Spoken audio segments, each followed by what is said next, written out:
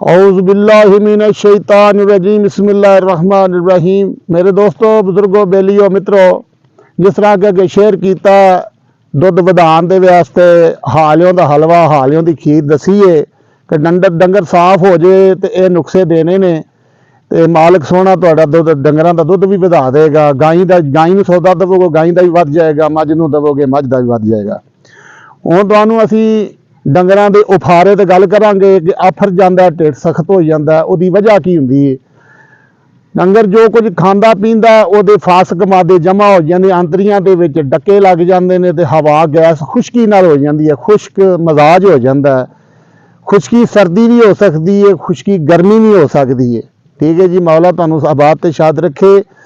ये जदों अंदर खुश्की हो जाए, गर्मी खुश्की होवे तो उन्हें यह काम करना है कि एक स्टाकी पतीना ते एक स्टाकी सौंफ का कावा कढ़ के 1 किलो उन्होंने ठंडा करके वो डेढ़ पा देसी तेल पा के डंगर नूं फौरन दे दिओ। इंशाअल्लाह 20 मिनटों के अंदर अंदर उफारा जिहड़ा थले आ जाएगा, डंगर का अफरा जिहड़ा वो खत्म हो जाएगा। ਇਹਦਾ थोड़ा जिहा दूना सौदा कर लो, इंज कह लो कि 1.5 स्टाकी सौंफ कर लो, 1.5 स्टाकी पतीना कर लो तो 1.5 किलो पानी पा के वह कावा कढ़ के आधा किलो देसी तेल पा के ठंडे कावे दे मझ नूं दे दो, मझ का उफारा भी खत्म हो जाएगा।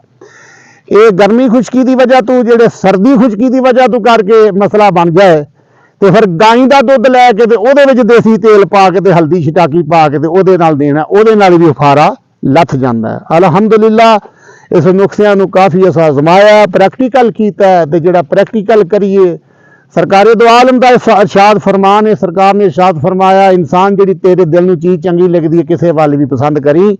इस वास्ते कि उफारे दुती असी तजर्बे किए ने सौंफ का ते पतीने का। सुक्का पतीना पंसारी को मिलता है, उस पंसारी उस पतीने का तो उस सौंफ का कावा कढ़ के विच देसी तेल पा के कावे नूं गर्म खुश्क मिजाज अपना सर्द खुश्क दे देना है। तो गाई का दुध जिहड़ा वो हल्दी तो देसी तेल पा के देना, उहदे नाल भी उफारा खत्म हो जाता है।